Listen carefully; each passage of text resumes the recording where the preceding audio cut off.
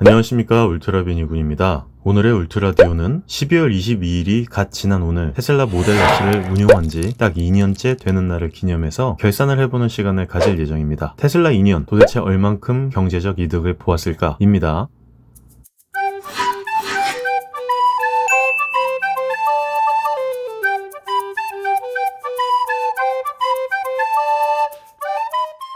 테슬라 모델 S 90D를 2년을 탔으니까 공식적으로는 2년의 보증기간이 남았고 4년의 보증기간이 연장으로 남아 있습니다. 앞으로 6년 동안은 큰 문제 없이 타고 다닐 수 있을 거라 생각합니다. 현재까지 총 58,484km를 탔으니까요. 1년 동안 3만 킬로를 안 탄 셈이네요. 특히나 금년에는 모델 3도 같이 출고가 되어서 점점 한 차량의 마일리지가 쏠리는 현상은 줄어들 것으로 생각됩니다. 아니, 모델 3의 주행거리만 조금씩 늘어나고 아마도 모델 S는 마실 용도, 아이들 등하원 시간, 주말에 교회 다니는 때만 이용하게 될 가능성이 높겠죠. 모델 S는 가족차의 개념이 더욱 명확해졌고 모델 3는 펑카 및 일상 주행 영역에서 재미의 개념으로 확실해질 것으로 예상됩니다. 다만 한 가지 변수는 슈퍼차저의 유무료 변화에 따른 이용성 빈도의 차이일 텐데요. 아무래도 슈퍼차저가 유료로 바뀌게 되면 지금처럼 모델 3를 신나게 이용하기는 어려울 것 같다는 생각입니다. 지금 제 마인드로는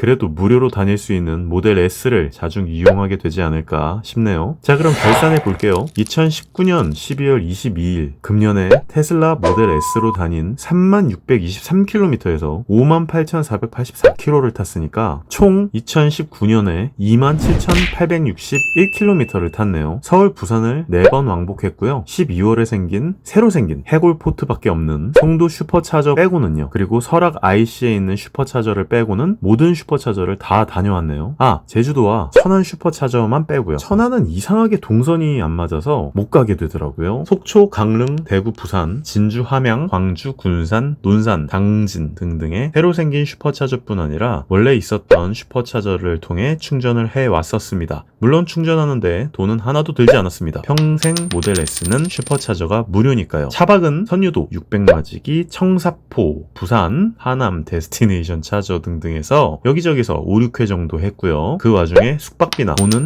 역시 한 푼도 들지 않았습니다. 물론 밥값도 최대한 아껴가면서요. 즐거운 절약 여행도 많이 다녀왔습니다. 3번의 휠 타이어를 교체했습니다. 봄에 썸머 타이어로 교체를 했고 리퍼럴 크레딧으로 얻게 된 아라크니드 21인치 경량 휠과 컨티넨탈 타이어로 교체를 했네요. 아직은 제가 필요성을 못 느껴서 12월이 훨씬 지난 지금까지도 썸머를 끼우고 다니고 있지만 하루빨리 20인치 윈터 타이어로 교체를 해야 할 것 같습니다. 그래도 역시 휠 타이어를 교체하면서 금년 19년에는 보관비 5만원 빼고는 하나도 안 들어갔습니다. 아직은요. 메인터넌스라는 부분이 굉장히 애매하다고 할 수 있는데요. 보통 내연기관을 타면은 메인터넌스 비용이라는 게 필수 조건으로 들어가게 되는데요. 전기차는 아예 들어가지 않았다고 봐도 무방합니다. 유일하게 헤파 필터를 교체한 것밖에 없어서 말이죠. 그마저도 저는 쌓여있는 리퍼럴 크레딧이 있었기 때문에 돈이 전혀 들지 않았습니다. 물론 일반적으로 리퍼럴 크레딧을 모으지 않는 분들에게는 1년에 약 30만원 정도의 헤파 필터 정도만 갈아 끼우면 되지 않을까 싶습니다. 게다가 올해 키팝의 배터리 약도 갈아 끼우지 않아서 키팝 배터리만 갈아 끼우면 돈 들어갈 일은 이제 끝일 것 같습니다. 왜 자꾸 비용 얘기를 하냐 하면요. 이렇게 차량 유지를 하면서 돈이 들지 않는 차량은 테슬라 모델 S가 처음이기 때문입니다. 총 다 합쳐서 차량 유지 비용에 들어간 비용은 1년에 총 10,000원 정도의 긴급 충전 비용, 타이어 보관 비용, 이 5만원이 끝입니다. 다만 원래 없는 기능이나 필요하고 또 업그레이드 하고 싶어가지고 욕심을 부렸던 기능에 있어서는 싸제로 통풍 시트를 작업했고요. 방음과 방풍 작업을 했습니다. 덤으로 포카 스피커까지 작업을 했죠. 제가 욕심을 내지 않는 이상 더 이상 돈이 들어갈 일은 없었을 겁니다. 배터리에 대한 내용이나 맘대로 바뀌는 정책 등에 대해 화가 난 적도 있었지만 그래도 차량을 운행하는 데 있어서 큰 문제는 없었고 앞으로 점점 나아질 거라 믿고 좀 더 나은 테슬라의 훗날을 기약해봐야겠습니다. 앞으로 슈퍼차저는 점점 기다리는 일들이 많이 생길 테고요. 유저들 간의 이슈도 점점 늘어날 수 있을 거라 생각합니다. 특히나 모델 3가 나오고 더 늘어나면서 아마 슈차의 점유율은 퇴근 시간 혹은 사람들이 많이 몰리는 보통 시간에 더 높아질 거고 이 상황에 또한 모델 Y까지 내년에 나오면 더더욱 높아질 예정입니다. 그래서 내년에는 다시 한번 아파트 쪽에 전기차 충전 관련 인프라를 구축하려고 집밥을 마련하기 위한 아파트 단지 내 주차장 충전기 충전기 설치를 위한 안건을 다시 한번 올리려고 합니다. 제발 통과됐으면 좋겠네요. 그리고 나면 좀 더 전기 차량을 운용하기가 더 나아지겠죠. 확실히 모델 3를 타면서요, 모델 S의 편안한 운행감을 잘 느끼고 있습니다. 아이들을 데리고 다니기 훨씬 넓고 편하고요. 헤파 필터가 되기 때문에 미세먼지의 공격에도 훨씬 더 편하게 방어할 수 있기 때문입니다. 올해 정말 잘 운용을 했고, 모델 S 때문에 무공조기 에어컨, 무공조기 히터 잘 운용을 했습니다. 내년에도요, 또 어떻게 운용을 했는지 2020년 12월 말에 또 브리핑 해드리도록 하겠습니다.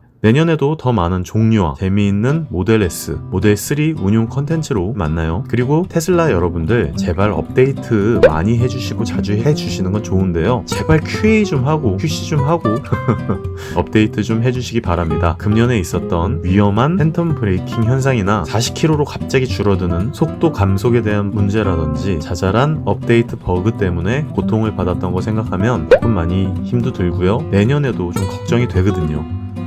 이 영상이 즐거우셨거나 도움이 되셨다면 많은 분들이 보실 수 있게 좋아요 버튼 눌러주시면 감사하겠습니다. 구독과 알람 설정도 부탁드릴게요. 감사합니다. 울트라비니군이었습니다.